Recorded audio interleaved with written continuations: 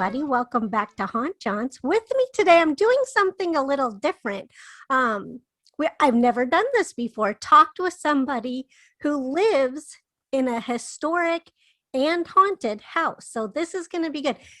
With me, joining me are Carl and Angie, right? Yes. Okay, good. And I'm just making sure you're paying attention. Just kidding. And they know. They're very good friends with one of my tennis teammates, Marnie, who said, hey, you need to talk to, these good friends of mine. They have a house and they have activity, and it's also very historic. It's got a lot of great architectural features from what I understand also. So that's what we're going to talk to them about. So I'm going to shut up and just hello. Hello. I'm so glad I don't even know where to start. Like how long have you lived in the house? How old is the house? When did you first notice activity? These are probably always the questions you get, but feel free to jump in wherever you want. We bought the house a little over 3 years ago, and we started work on it serious work about a year later. We've only lived in the house for about 18 months. It was built in 1835. With another section built in 1839 and another section in 1864. And it requires an enormous amount of work. So we live here and we're slowly working our way forward in the restoration. We've still got a lot to go, but we have to take our time because it's in horrible shape.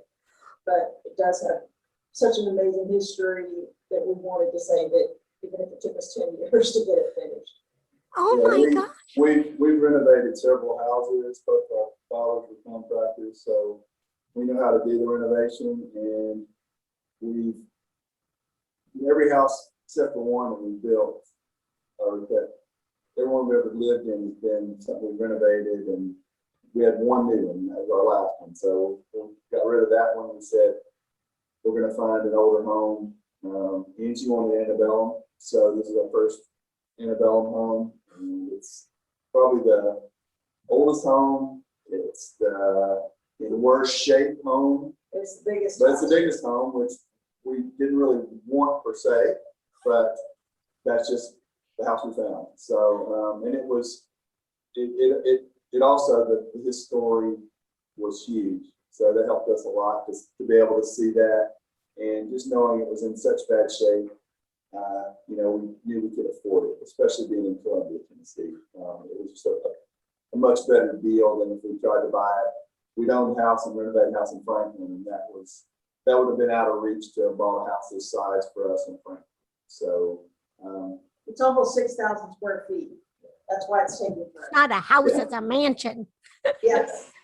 Well, when it was built, there was only a very few houses in Columbia. So that's, if there's going to be this size of a house, it's probably going to be a mayor or a lawyer or somebody that's pretty high up in the community. So we always say we're the poorest and most unknown person that's ever owned the house. It's a series of folks that have either been the mayor or somebody that's been in charge of the historical society or something like that. Chancery judge. Yeah, judges and archivists. Yeah. One guy started an airline that lived here.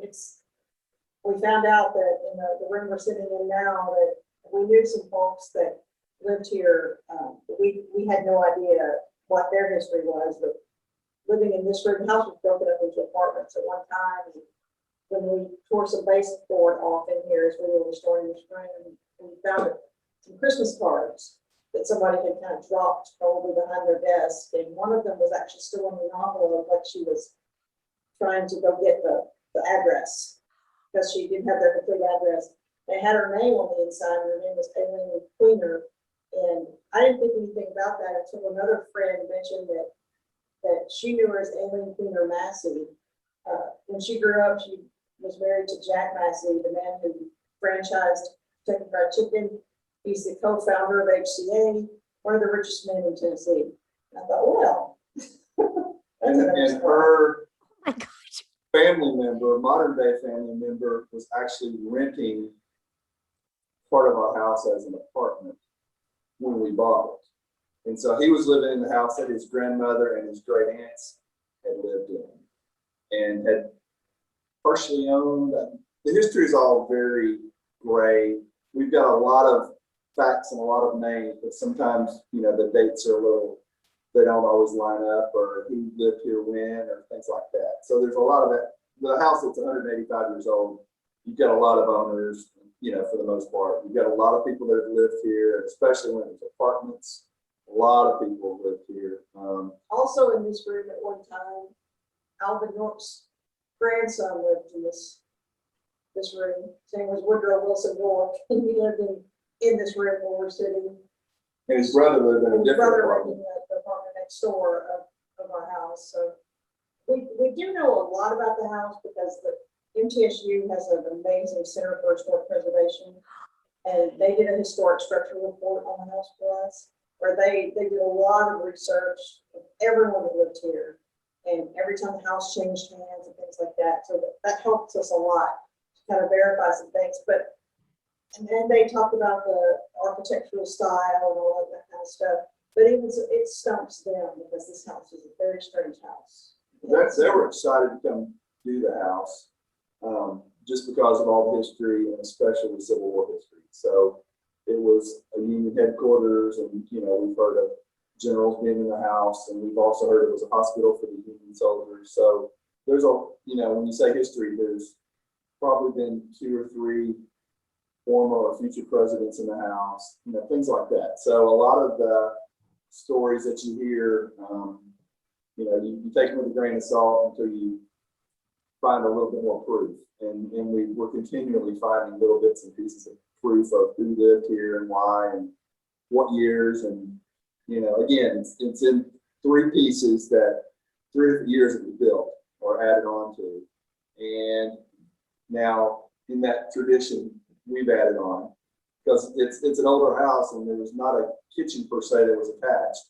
It would have probably been detached out back. And so we think part of the back section might have even been the kitchen, and they just filled in between the kitchen and the house in 1864. So again, it's all sort of a mystery until we kind of, you know, really start looking at the structure. And even then, it's really difficult to say what part was built when. We know the first 2 sections, but 3 and 4, we don't know the order and exactly what rooms are what. But yeah, it's interesting it's always a mystery, and it's always, you know, somebody else telling us how their grandparents lived here, or, you know, a friend lived here, or they lived here. People stop all the time and say, hey, I lived in the house.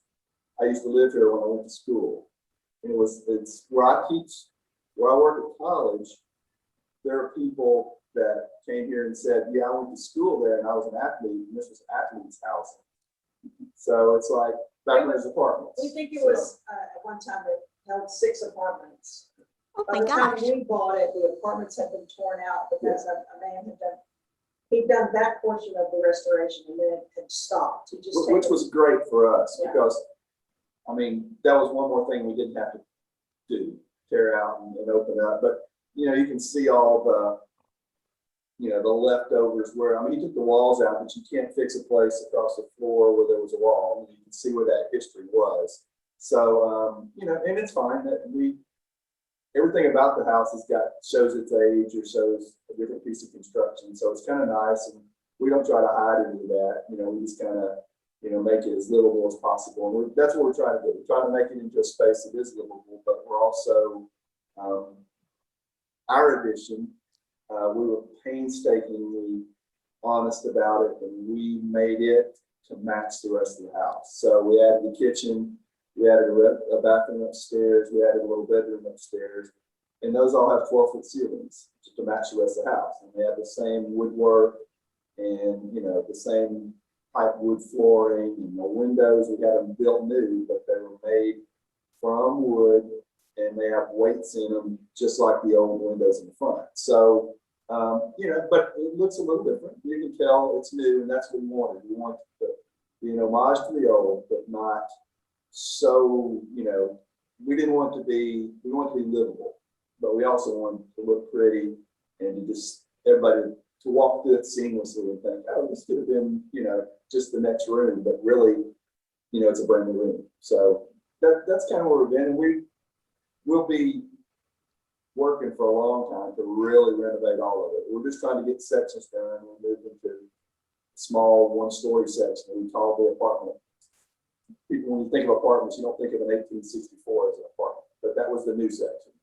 So we lived in that. Now, that's our new section. That always cracks me up that our new section is 1864. And that turns out was built by the guy that owned it.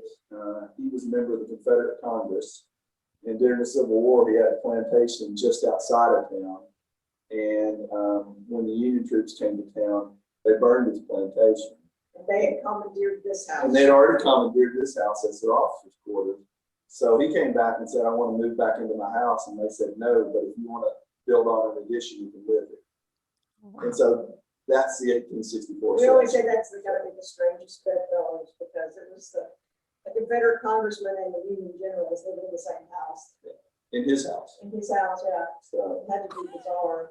One of the stories that we get told all the time is that, and that it's funny because they, on the ghost tours, they stop in front of the house and talk about this. Somebody, supposedly a Union soldier rode his horse into the house and scratched the floor. That's the story. That's the story, and we're never sure if it came in the front door. We have a lot of doors in this house. We have 2 entrances that it could come in, and supposedly there's a big gash in the floor, and we haven't refinished those floors yet. And when we do, I think it's going to become clear. For instance, the blood stains that we kept hearing about, we hadn't noticed them because the floors hadn't been refinished. We refinished one of the bedrooms upstairs and found the blood stains that they were talking about when we did that. And that was from being in the hospital during the Civil War. And it made sense that that room, that's our best lighting room. Oh. And the blood stains were in front of what was a window Yeah, at there that was a time. window right there. So Oh, it would that have been a would place where make- people would have done surgeries. Because it had the brightest, it's a really bright, beautiful room, and they look like boot prints. The blood stains look like boot prints, and there's an actual footprint, like a bare foot. Oh my.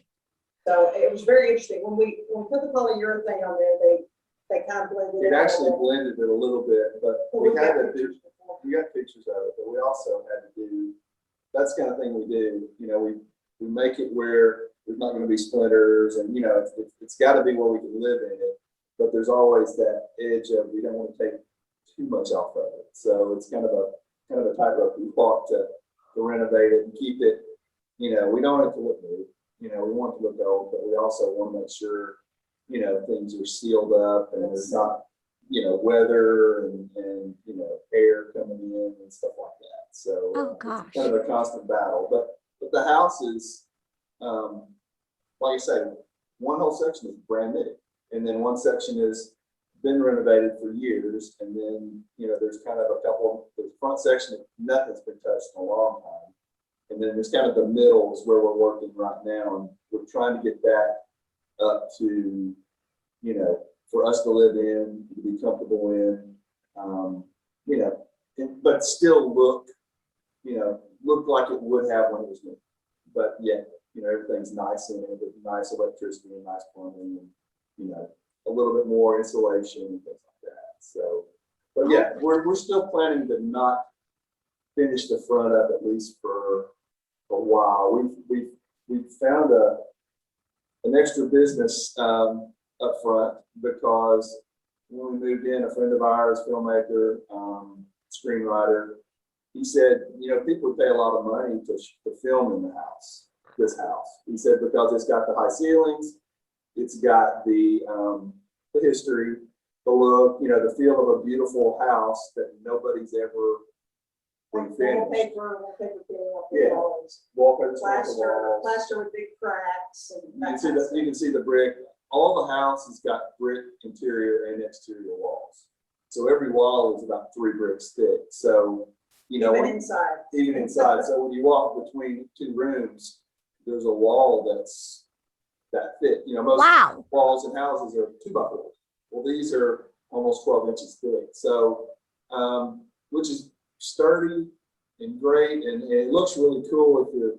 I'm a photographer also, so you know I can appreciate the beauty and the, you know, the niceness of seeing brick, but also seeing peeling wallpaper and, you know, dust and dirt. You know, I love all that. All the wood's beautiful. The wood's been taken pretty well taken care of as far as, you know, not anything done wrong to it. It's just dirty or, you know, that kind of thing. Just needs paint. Was your house the one where Marnie filmed her GoFundMe when she was Yes. starting up? Oh Yeah. my gosh, I That's commented the on. room. The room she filmed that in is the one with the bloodstones.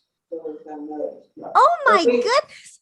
It's been used for, since we moved in, multiple music videos, couple music videos have been filmed in the front room and up the street. That was a gorgeous staircase, so everybody wants to use that too. We have a floating staircase and multiple rooms that weren't finished for a while. And so people use the whole They love the house. house. Luke Bryan filmed a video about a year ago. Oh my gosh. Lee Bryce has filmed video in here. Lots of more smaller independent artists, and we've had a couple of movies filmed. A Yeah. couple of horror movies have been filmed in the house. Which No makes way. sense. Yeah, they're mostly like small kind of independent films or short films or whatever, but The crazy basement has yeah, been our used. basement's pretty, It's been used multiple times. it's fairly unique. It's finished as in somebody went in and poured concrete. So it's like not just dirt and, you know, terrible, scary, but yet there are sections of it that are actually hand dug, you know, with a pick out of dirt. And for a while, there was no HVAC. So it looked like it probably looked when they first built it. It was The first story roll the house had was in they used the basement, they making it look like a Jew was hiding in the basement during World War II from the Nazis. And so they made it look like this was the basement of a Nazi's house because they made it look like a 1940s basement. They put in a little wine cellar looking thing and added windows. It was amazing, and the film was really neat. It's just a little short film. Yeah, and they shot the upstairs section in another house and the exterior in another house, but they wanted ours because it didn't have HVAC and it didn't have a lot of plumbing and electrical running throughout. Oh, So that it they looked- would have to yeah, hide or it looked whatever. realistic. So that's always cool. And then, like I say, the front, we're just going to leave that for at least the near future because it is nice to just have people come in and shoot, you know, and we don't have to spend the money to renovate it and the time to renovate it right now. And it's a moneymaker for us. And eventually, you know, we've talked maybe a B&B, maybe some kind of small, you know, small event space, not anything massive, but we could do some smaller events and things like that. So, you know, and if we do that, then it'll be a different kind of moneymaker. But, you know, we didn't need the room because we're fairly recent empty nesters. It's our youngest kid's second year in college. So we're on our own. At one point, it would have been great because there was 6 of us, you know, 4 kids and us. And so this house would have been just about right size-wise, but now we don't need the size so much. But now that, you know, we've got the house and you know, we'll use it for something. We just, you know, right now we're using some of the most historic rooms as a storage space because we have to move into the house and we're trying to renovate, so we can't. Our future Oh, that's master bedroom is a giant storage space. Yeah. It's in a space that was probably evolving when the house was built upstairs. So this house is ridiculous. It is ridiculous, but it's really fun for us it's an ongoing adventure, and everybody is wildly interested in it because it's so different. Yeah. And it does have so much history. I think Andrew Johnson lived in a cabin here in the 17. We found the remains of that cabin when we tore off that addition. oh wow. They had a brick floor and all this stuff. And his historic society in East Tennessee came and documented it and said this is the first instance they've had where they could actually document that story really did happen. We ran away from home and worked as a tailor for 3 years at the bottom of the hill, and this was proof of the cabin that was there, the structure that was there. And you can see in our kitchen the outline of the cabin because the cabin was here and they built our house up against the cabin. So Oh what's my now gosh. kitchen, which was, you know, nothing actually, it was just that little section we tore off. Now it's a kitchen, but you can see on the wall the shape of the cabin that We they built left- up we against left it. the- So we left that exposed. Yeah, so you can see it. Oh my God. And when you said that the MTSU people came and they said something about it was a mystery even to them, just the It's- art. The architectural style and what came first, and because this house is so different, they've never been able to find a similar house. Usually, because it's federal style. Okay. Built in 1835, but around the 1840s, they did some things to jazz it up in the Italianate style, that we've got 4 porches, and 3 of them are in the Italianate style. Really, really decorative. Ooh. We have a Facebook page. If you look up Looney Jones House on the Facebook page, you can see a lot of pictures of it. Okay. We've got Wait, a what's that blog. called again? We've also got a blog. It's probably got both of them. But everything that we do, social media, is Looney, Looney, Jones House. So Looney Jones House on Facebook, Instagram, and then we do a blog that's looneyjoneshouse.wordpress.com. And the Okay. blog is basically, I mean, we have so many people that are friends of ours from over the years that know them. We've renovated. We're excited that we got the house. So instead of having to tell each one of them the same story 100 times, Oh, you just point them. anytime something happens, we just put a blog about it. So we've got the blog is a combination of something historical about the house or something about our family that's, we were moving something and I fell through the floor, just funny stuff. Or the one that's a little bit more popular now is who's filming in the house. Things like that. Like when the artist video comes out, he'll write a blog about it, show behind the scenes pictures and things like that of what was happening. And we have to not show that and not say too much about it just because of the confidentiality until it comes out. So a lot of times somebody might shoot something this weekend, but it might be 2 months before it Like releases. we're waiting on one. Oh, and then, oh Can't wait gosh. to see. Yeah. Somebody shot here about 4 weeks ago. Yeah. 3 weeks ago. So they're probably another week or 2 before they come out. We cannot wait. But we can't say who it is. It's not like the biggest Oh my thing in the world, but it's just, it's really fun because for me, the photography is great because I get to shoot behind the scenes stuff and I get to shoot sometimes pretty famous people in the house or, even us meeting famous people. It's kind of cool. But, you never know when one of these artists might be the famous person in a year or 2, that kind of thing. I enjoy seeing the house used in various and sundry ways, and I especially love seeing my house look so beautiful. Most people that walk into it are just overwhelmed by the sheer volume of work that's necessary. But the 2 of us we're both artists, and we both saw the potential because we had Oh, 4 old houses before. We walked in and it didn't scare us a bit, but everyone else was terrified. The house had been on the market for a very long time, and the previous owners, the ones that owned it from like 1900 to 1995, they attempted to have it torn down because it was in bad shape and they wanted it torn down. I was just reading that section that I was looking through some stuff so I could tell you about it. And in 95, the fire marshal and code said it needed to be torn down because it wasn't structurally sound, which is not true. We had a structural engineer check the house and he said it is solid as rock. Because it's all brick. There's more bricks than you've ever seen. And the man that built that house was a master carpenter. He built every fancy house in Murray County. Some of the biggest houses that everybody could rattle and snap and rip the villas and really big houses. So we knew he knew what he was doing.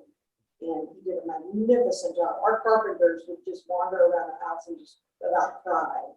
oh my gosh. The way it was constructed and the way things were put together. Yeah, we try to find subcontractors. We decided we were trying to find someone that would just do everything, a contractor, and say, here, renovate the whole house.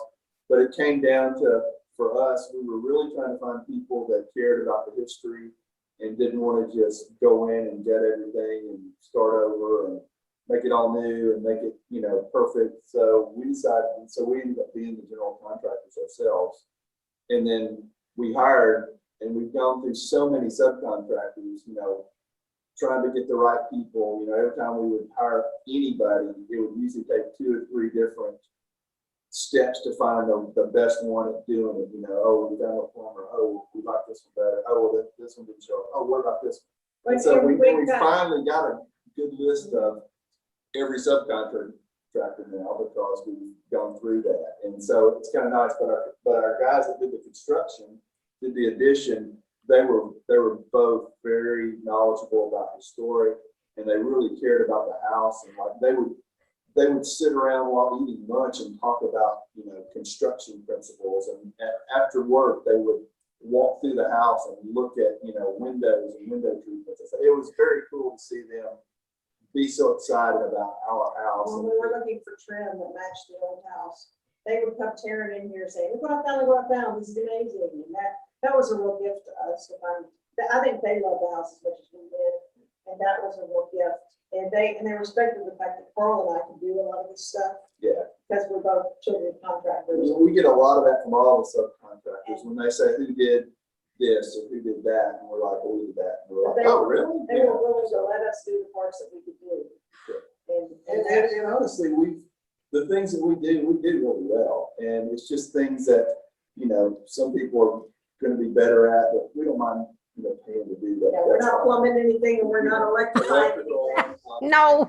Everything else, you know, we have a pretty good touch about doing. And We so always say we've developed the list of historic contractors in Middle Tennessee. So when somebody needs something, give us a call.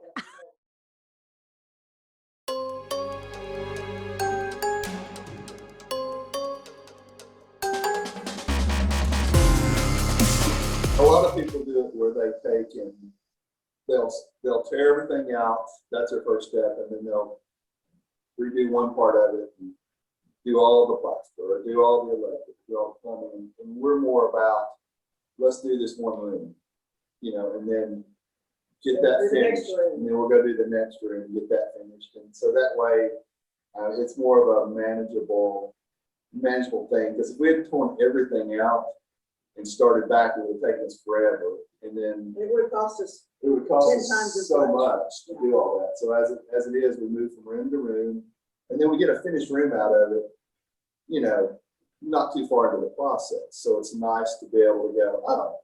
And it's nice to be able to, about 2 to 3 months to finish everything. it's nice to be able to show subcontractors and even friends and even just anybody to walk through the house and go, okay, this is what it looked like when we got here in the front room. Then come on into this next room, see, here's where we're working on this, and then look at this next room. Oh, that's where we've gotten to this step, and then look at this room, it's finished. So it's just kind of an in progress kind of thing. And like I say, with me taking a lot of photography, I try to take pictures of every room, every step. So it's kind of nice to have all that, you know, down where we can say, oh, look what this looked like when we first moved in, or, you know, look what it looked like when we were tearing these ceilings down, or whatever. So, And we're about to be in a new Murray County magazine. They're doing a story on us, and the first chance we've got to use the before and after photos of the room. Yeah. It's kind of mind-blowing now that we look at it and think, what? yeah, and we'll probably start putting those into the blogs now that we're starting to finish rooms, and put some of here's the first, you know, the first time we saw the room, and here it is in mid construction, here it is a little further along, and here's the final. So the problem is it's really hard to have a room that we call finished, because there's always something else to do. left. Yeah, but you know, I mean, this room we're in, you know, to me, it's about as finished as it's going to get, and it's got, you know, it's got new, you know, plaster on the walls is right, wall painted, all the trims painted. We've added a bookcase, floor to ceiling bookcase. We've got the floors finished, and you know, we did everything in here literally except the plaster. We had a plaster guy come in, and then the electrician came in. So for the most part, this room is all us, and it's kind of nice to be able to show people this is what it'll look like someday all over the house. So, Oh my gosh, that's incredible, your sweat equity. And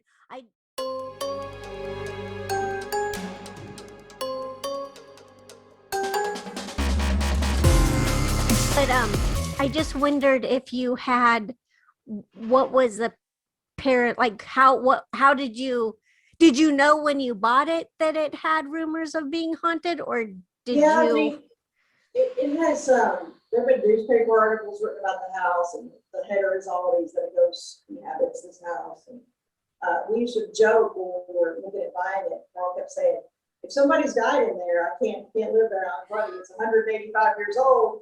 Somebody's died here. There's not a chance.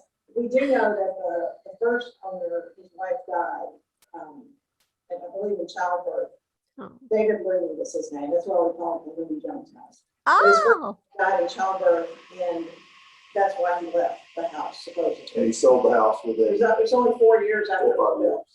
And So we're not but he sure. only built a section of the house, to be Right. fair. So it's only the front section, which is upstairs and downstairs, basically 2 big rooms. But I mean, that's what started the house, and that was the original house. And, you know, so we figured his name would become first, and since we're the latest owners, and we live in Jones for But we us. know she died in the house, and we know since it was used during the Civil War as a hospital and headquarters. What we've seen, that supposedly there's a woman that walks around in the house. I've never seen her. I've seen something out of the corner of my eye walking into the dining room. We're convinced the dining room and the room directly above it are the source of everything that's going on. Supposedly there's a tunnel from this house to the river. You know if that's true or not? Yeah, the river's only maybe a mile away, Yeah, and that the Oh. tunnel, the Duck River. if we believe the Yorks that lived here at the time, they had said that the tunnel went through that dining room out. So we don't know if that's connected to it. And we don't know what the tunnel was for. They, you know, it's just like when they said the guy rode in on a horse. That probably happened, but there's about 5 versions of why he rode it. You know, so we don't know why. Yeah, there's Too much about it. I mean, I don't know. But with the tunnel, it was, the only thing we've heard is, oh, it was slaves, to move slaves. So we're thinking, well, that could go one of 2 ways. It could either be Underground Railroad helping slaves get out, or it could be somebody bringing slaves in. So I don't know, you know, it's one of those things we've tried to look up the history, and we have, Angie's done a lot of research, but MTSU's done a lot of research. Our son Ben, he's huge into researching that kind of stuff, and he finds us articles all the time. He finds us like city plots of what the house looked like, not the physical outside, but like the land. Oh, you know. And he'll find maps every so often, and you can kind of see which sections were here on the house and things like that. So that helps, but it also helps to know, you know, like census and things like that. And in the census, it might say there were so many, you know, slaves that lived here or something like that. So we're really interested in maybe trying to find out if we could ever find out, you know, some names or, you know, the history of, you know, who and why, and, you know, that kind of stuff. Because, you know, we think that's very important that everybody that lived in the house, you know, we need to know who it was. So, Oh. Do you know that MTSU found a story from a newspaper article that there was a lady that lived here after the Civil War. Her name was Sue Dunnington. She was a widow, and her mother owned the house. Had owned the house before, and had left the house to her and her other son, and so she was able to stay here and live here. And we know she lived in what we call the green room upstairs, which is directly above the dining room, and that she had the finest room in the house. She had the only bathroom in the house, and that is the only bathroom in the house. yeah, there was only one bathroom. In 1900, that's at that time. And they said she would come down every day, completely dressed for breakfast, like in her full sleeves, and she was completely put together when she would come down the steps. And anything that we have heard it's always been in that room. That's also the room with the bloodstain. So that room is a party room there. But our children at one time, the addition backs up to that room upstairs. And Yeah, the green room that she's talking about, there was one of the windows in the room, and it was a really bright room. So the sun comes in on 2 sides most of the day. Ooh. So it's the brightest, you know, nicest room in the house, in my opinion, as far as they photography. said she lived in the nicest And room. she'd really been the nicest room. So it had a bathroom, had a bathtub, which is amazing for back then. It's a hilarious back Yes, there. it's a tiny little bathtub, which would be perfect for a lady. But we opened up one of the windows to make a doorway into our addition. So upstairs, you come in through that bedroom, you get to the addition. Downstairs, you come in through the dining room. And our children, the first Christmas we had here, we did not have a kitchen. The addition was in progress, and they all came up from college, and we had a little storage room up there that was part of the addition. They decided they were going to turn that into the kid cave, and that's where they were all going to sleep. Even though they're all, adults basically. And we just threw down air mattresses and stuff in that little storage room, and they were sleeping in there. And one night they said that it was after everybody had gone to bed. The next morning they said, "Hey Dad, why were you walking around up there?" And he said, "I was out cold. I don't know how late you think I stayed up." But someone walked out of the room or the green room, and no, they came up the steps. Yeah. They heard them come all the way up the steps and stop directly in front of the door to the storage room. And none of them would open the door to the storage room to see what was out there. They were all too scared. Well, it wasn't the door at that point, it was just a curtain. So, Yeah, that's right, it was just a curtain. And so they were all too afraid to open that. And the kids constantly say that they're the ones that sleep up there for the most part, that they hear people walking around all the time. They slept, our daughters slept in that room over the summer. And none of them, it's really funny because none of them will sleep up there by themselves because they're convinced, I don't know what they think they're gonna do if they repair. And like our son, in the addition, a really small little bedroom up there, and our son was sleeping in there over, I guess it was over Christmas. One of our sons was sleeping up there. And the next morning he said, "Hey, what was all the screaming about?" I said, "I don't know what you're talking about." He said, "Somebody was screaming in there." And I said, "Well, what did you do?" He said, "I just locked the door." Again, if it's a ghost buddy, they're coming through the door. Yeah, I think he thought maybe we were having an argument or something downstairs. This house, you can hear, I mean, it's as much insulation as we put, you can pretty much hear throughout the house off and on. If there's somebody upstairs, you can hear them walking. Or if there's somebody even a room over, you can hear them. There's a lot of echoey stuff. And I'll be the first to say, Angie's way more open to all the stuff that happens in the house, and she grew up in a house that had some activity, in their opinion. So I never did, I never have, and I'm not saying any of it's not possible. I'm just not. It doesn't, until I see something and feel it, I'm just going to go, that's fine. It could be, but I don't believe it until I see it. And so I'm more skeptical, and again, not against it, but I think she's just more open to it. And I think the kids are definitely, it's an old house, and so they're nervous about it. Sleep up there. And they sleep up there. They sleep up there, But so yet they care for it. You would never sleep up there. I've never slept up there, but honestly, we renovated this house for a year and a half before we ever moved in. And I was down here a lot at night and dark and walking around with no lights in the house and me with maybe a phone light, but maybe not, moving stuff around all the rooms. And I've never had any issues ever. Oh, Never had you any, never have. nothing scary, nothing making noises. The only thing in my mind, there's always well, it could have been something else. That's kind of my thing. And again, I'm not saying they're not right. I'm just saying that makes me feel better about not being super happy about if there's something out there that's going to scare me. But At Christmas time, we have twins. They're 20. They're in college. They're two different colleges. And one had already gone back to school. And so it was just Sarah here. And every night she would start sleeping up in the green room. And every morning I'd come down and she was on the couch. Oh, no. "Why are you on the couch?" She said, "Something's going on up there." And they're convinced something's going on up there. We're Well, moving our bed up to that yeah, we will room be as in soon that as room. the electrician's finished. so We're moving up there. And maybe we'll figure it out. yeah, The biggest thing for me is most of the things that they were hearing, I could find some kind of explanation for. Okay. Like I told you, we put windows that we had built, and they're wooden windows. And so they're different from a modern window. So when the wind blows, the windows rattle.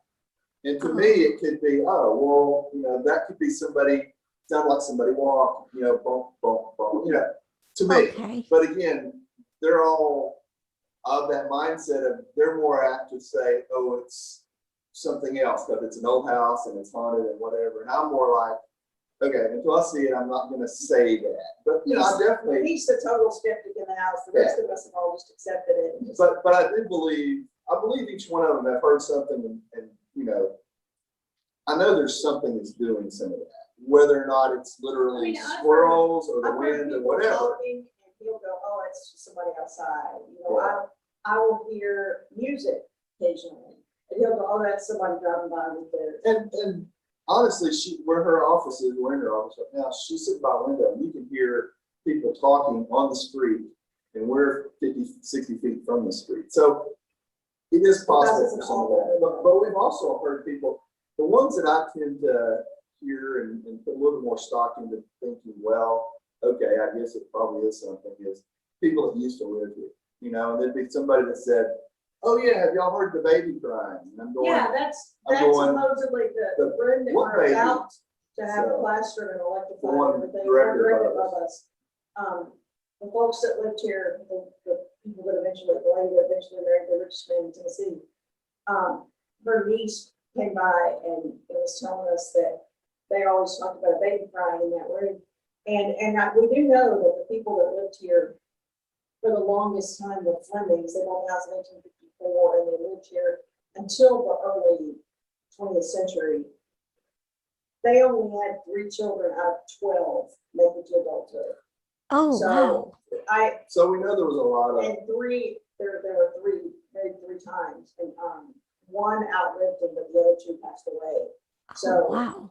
and I don't know, I just know the NGSU report mentions the fact that a lot of children died in this house because of infant mortality rates then. But they were talking about how incredibly unlucky the Flemings were, that like they literally 3 wives, 12 children, I believe, and only 3 made it to adulthood, which is My gosh. appalling. so we know there's a lot of, you know, unhappiness around the house and things like that. So, you know, we know there's drama around that. yeah, there's a lot of stuff that could have happened, especially to me, I would think that if there was going to be a case of anything, you know, haunting or anything like that, I would think the Civil War time would be where they had people, you know, having surgeries or you know, dying from all their wounds. That would make a sense. This that house that's was what it used is.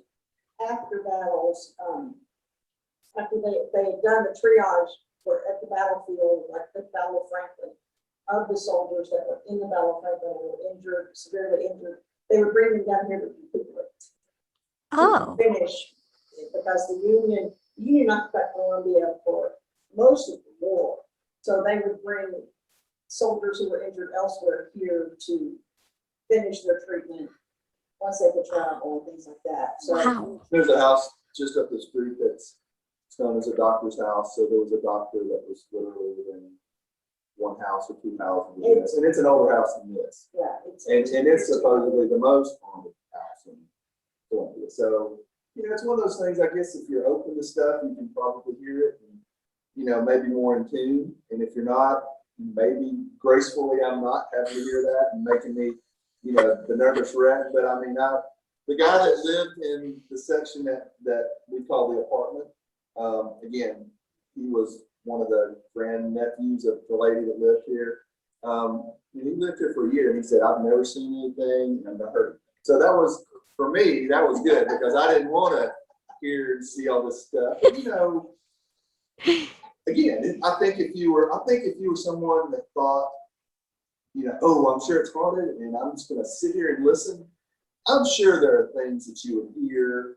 And I mean, honestly, if you walk right now, I could walk out into the hallway and walk up the steps and walk back down, and there's probably some plaster would fall, just because you shake enough and stuff Oh, falls. So I know there's reasons for it, but I mean, if I wanted to be, you know, dramatic, I could say, well, every time I go out there, somebody's throwing plaster at me. You know, it's one of those kind of Okay, I see Things what you're like saying.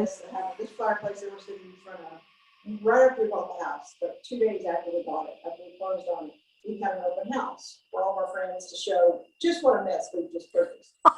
Out in this room. we were going to do a before and after. Yeah. And the before was going to be wear your dirty clothes. We're going to have coffee and donuts. And then that magic day in 5 years or whenever it is, when everything's perfect, we're going to have like a cotillion with a Wow. orchestra, and you get dressed up in your tux, and you know, it's before and after. So we were showing everybody everything. So It I was a was show. in there the morning of the open house, and here, this room, and I was sweeping, it's so dusty. This room was in horrific shape at the time, and it was so dusty, and I swept around this fireplace, and a chunk of newspaper fell out. Because they stuff There's some newspapers everywhere and different things. They I mean, I stuff hadn't stuff to make touched the it. newspaper, but the newspaper just fell out, and so I opened it up, and it was from December 17th, 1967. And the day that I was sweeping was December 17th, 2017, 50 years to the day. And it was the funny papers. That's what I thought was really funny, was the comics. And it looked like they'd been stuffed up there yesterday because they were so bright. It was from the National Banner from that day. And I said, you know that? I'm like, okay, hi, we're here. You know, because that was just too weird of a coincidence. It was 50 years to the day that I'm sweeping. It was like a hello. Oh, I mean, I am fascinated by that stuff. I feel like this house is so many stories. It's just full of stories.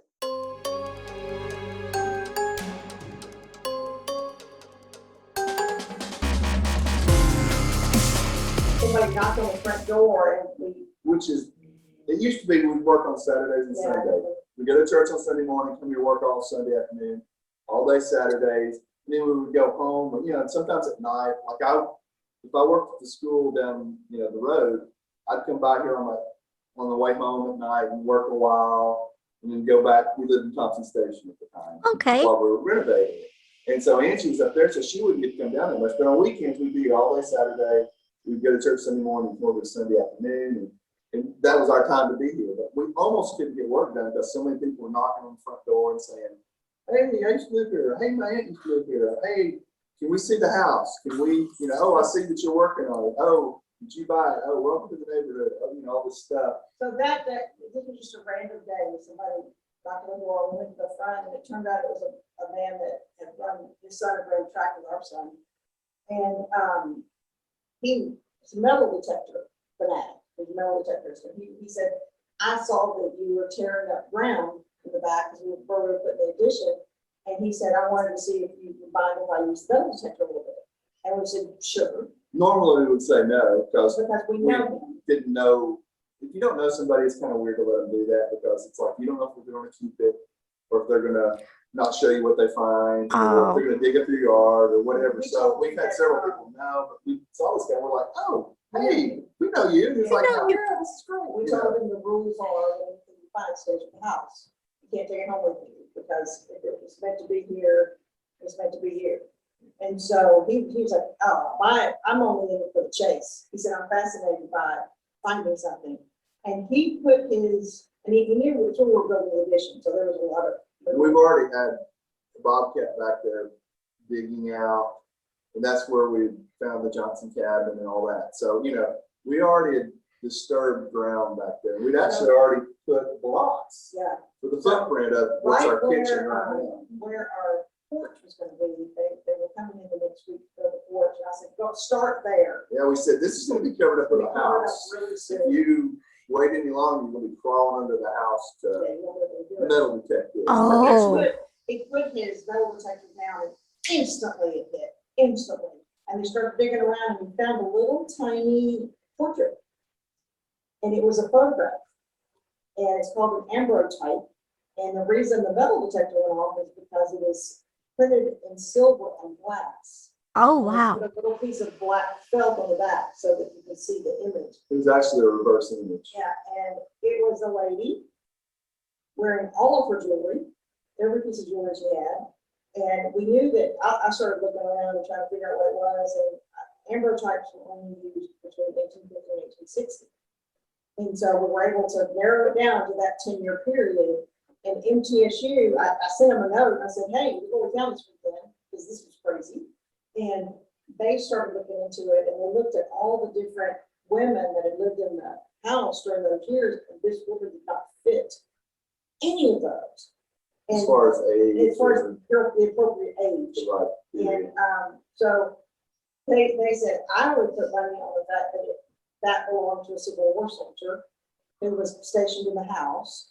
And this, because it's tiny, I mean, it's little, it's probably about the It's like size a of a locker. floor. It's about like a locket that somebody would have, given their sweetheart or their husband or whatever to take the battle or whatever. And so we, they said, they think it was most likely belonging to one of the soldiers that was stationed in the house as a thing that she gave away to, and he probably dropped it.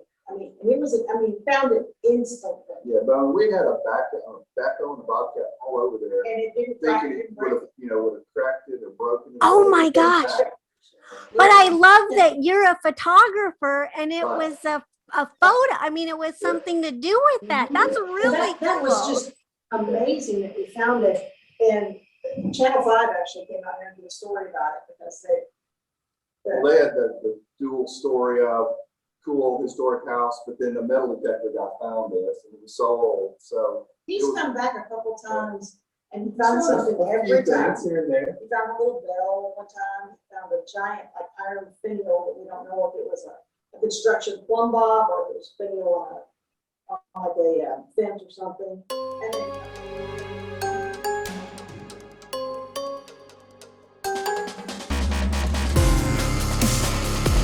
then, when we tore off the bad addition and we found the Johnson cabin underneath, we had found the brick floor, which was a total shock. We didn't know it was there. And it rained, we left, and then we came back after it had rained for a couple of days, and there was the brick floor. Because it had It washed all the dirt off. Wow. It was right up against the addition. So who would have thought a brick floor would have been that high off the ground? They had filled it with They dirt. filled it with And dirt then and put the brick bricks. floor on top of it, and then filled dirt. And then they built over it. Wow. But we had decided we were gonna do metal detecting in that dirt, and, Because we ended up removing those bricks because they were just sitting on dirt. So we've got a Oh. pallet of those bricks now, which is really cool. But and then our kitchen, when we did the renovation, the rest of the house, the kitchen was new, so that was our addition. We actually took and put our floor in the kitchen as bricks. Now it's not those bricks, but it was just like an homage to, those bricks are really old. that brick looked like that. So we did that. While I was sitting there, and we were doing metal detecting, and they were metal detecting, and I was just digging the dirt. And I dug around for a second, and I saw a skeleton key laying there. And I thought, oh my gosh, okay, I gotta, and I went to reach down and pick it up, and it was gone. And I thought, is that a figment of my imagination that I found that? I didn't say anything to anybody because I was like, I just imagine that key. And so we just went about our business, and I thought, I'm losing my mind. And then the next week, I was standing next to that section on the outside of the foundation, and went down, there it was again, I picked it up that time.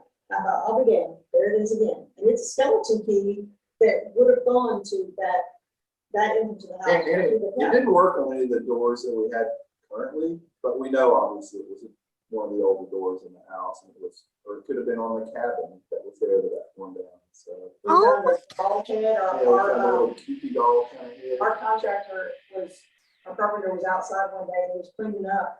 And he came walking back in, he goes, look what I found. And it's a tiny little doll head, like a China doll, like a porcelain doll. But it was solid, and it looked like somebody had taken something to it because one side of it was flat, like had been cut. Well, it's hard. I don't know how they did that. But we're not working on the oldest part yet.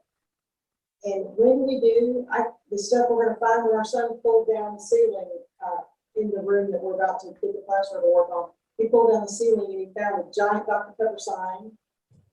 We found a piece of trim that was from the front windows from the 1830s trim that have not been finished.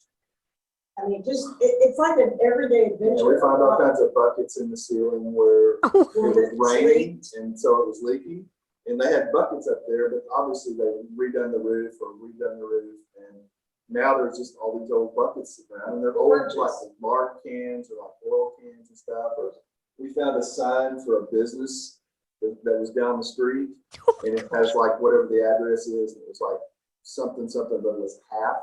So it's like half the business was like 702 And a half. and a half, and the other one 703 and a half, something. So, you know, we found all kinds of weird little things like that in the house, and we're sure when we get up front, I've actually already seen when we were working on some of the ceilings, I've shined my light up front, and I've seen some bigger metal signs that they were using to keep water out in the front, up under the rafters and stuff. So there's going to be a lot of that kind of stuff as we go. And the Dr. Pepper sign was from the 1950s. Yeah, it was like a really valuable Dr. Pepper sign. It's like a metal sign. It's Our just sign was laying on the yelling, roof. saying, "Come up here!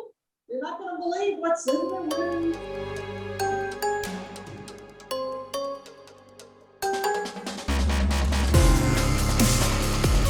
And we've been really lucky, speaking about the kids. Yes, both of our dads were contractors, and you know, we knew how to do all this stuff, but we've also taught our kids how to do all that kind of stuff. And so now, you know, they're all, you know, at that great age where, you know, They're young and strong. they're young and strong, and they're very willing to learn how to do stuff. So they're the ones that are, you know, they're crawling up and knocking ceilings down instead of me having to do it, or they're putting floors in, or they're helping, you know, our daughters are really good at doing really hard hand done things. They hand finish floors with me, or they'll hand finish, you know, they'll build things with me, which is great. And then the boys are here they'll do all the heavy lifting and all the, you know, knocking stuff down and, you know, tearing stuff up and moving bricks and picking things up. So for us, it's a huge family business. And they really love the house, which is kind of funny to me, because we were thinking we moved out of the house that they lived in most of their life, and they were going to be mad at us because we've got this old house now and it's a lot of work. And it turns out, you know, they're all talking about, you know, what they're going to do with the house, you know, after we're gone. So they're going to keep it. They want to keep the house, and it's like, in my mind, I was thinking they're going to want to sell this and have the money, you know, and whatever. But they were like, no, this is our family home now. And, you know, whether or not they'll ever all live here, that's the only thing. But, you know, maybe one of them will. Or maybe, you know, they'll turn it into a bed and breakfast and just keep it as, you know, the house. But to us, it was really nice to hear and feel them seeing our love of the preservation and doing it the right way and keeping it, you know, the history alive and keeping the, you know, everything about the house they love, which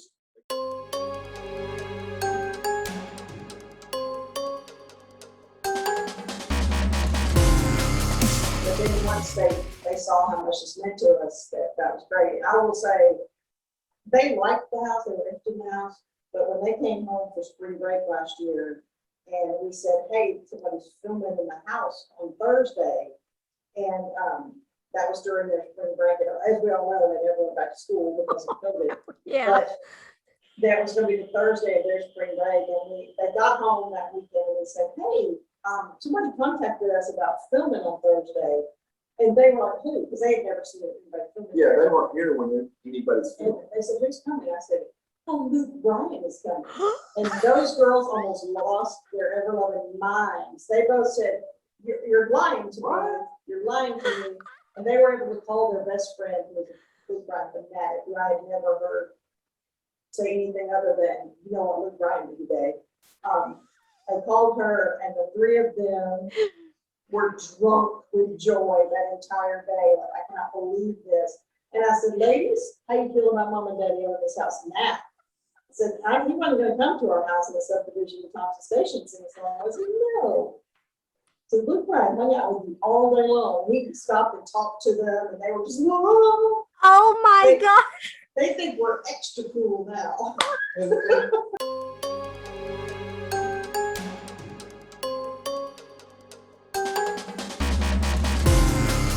Didn't you mention, you know, all of our friends, and even people that are just people that just wander through as we know, or even people that just want to see the house, you know, in my mind, I always thought all those people are going to think, oh, this house is in terrible shape and y'all are crazy. That's what in my mind, I sort of pictured and I sort of built up. But just about to the person, it's always been, wow, this house is in really bad shape, but it's so cool. Every one of them thinks it's so cool. Now, every one of them also thinks, I'm glad I didn't buy this, y'all bought it. You know, that is the way I thought it was going to be. But there is this built-in factor of, this is like the coolest house I've ever been in, you know, that kind of thing. And even with, you know, fairly big stars going, man, this is a really cool old house. And oh, the history of this house, there's been presidents here. And, you know, there'll be like a behind the scenes of some of the videos, and you'll get a star saying, yeah, I'm in a house today. There was a couple of presidents in. It's so cool. You know, I'm just going, that's my house. You know, it's really cool to hear them being excited, or even some of these people that maybe aren't the superstars, but they're definitely, you know, in the industry and, you know, could be somebody someday, you know, that kind of mid-level star. You know, a lot of them, they'll be calling me, or their management will call and say, yeah, so-and-so loves your house. And they really want to get a ship really it. big kick out of It's nice to hear that. when people will come and look at the house and go, yeah, I looked at this house, I thought about buying it. Yeah. But I was too afraid of it. We get a lot of people that looked at this house. We were actually competing at one point with Cheryl Crow because she wanted this house, but she wanted it restored first. Yeah. Because she was afraid of it too. And I get a big kick out of the fact that she bought 2 buildings in downtown Columbia and has had those restored. And everything she wanted this house to live in, because she loves Columbia and it's just that kind of house. But I said, you know, I'm competing with everybody for this house. And we really were. I mean, it had been on the market forever, but everybody. I'm sure there were deals that fell through, and there was so many people that looked at it, wanted it, and then either, I think a lot of people went and said, hey, Mr. Contractor, how much would you charge to renovate this house? And they told them $1 million, and they said, oh, I can't do that, you know, that kind of thing.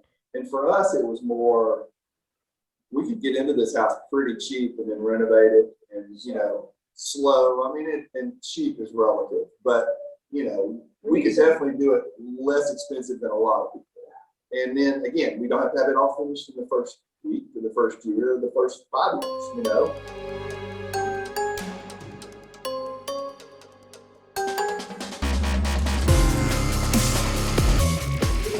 March 12th. And you know, that's the day when they shut everything down. It's March 12th. So we found out about halfway through the video shoot the world was shutting down. And I got to laughing the next day. You know, remember the toilet paper shortage? And when a crew of 60 comes into your house, and any toilet paper left in the house, they had wiped us out. And that I remember us we were trying every store we could find because we had maybe 2 rolls of toilet paper left in the house. There was 6 of us because we were. Yeah, because they all come home. Oh, it was like, what are we gonna do? We can't put toilet paper, and I'm like, that's the unknown consequence of having a crew come to your house. They're gonna wipe out toilet paper.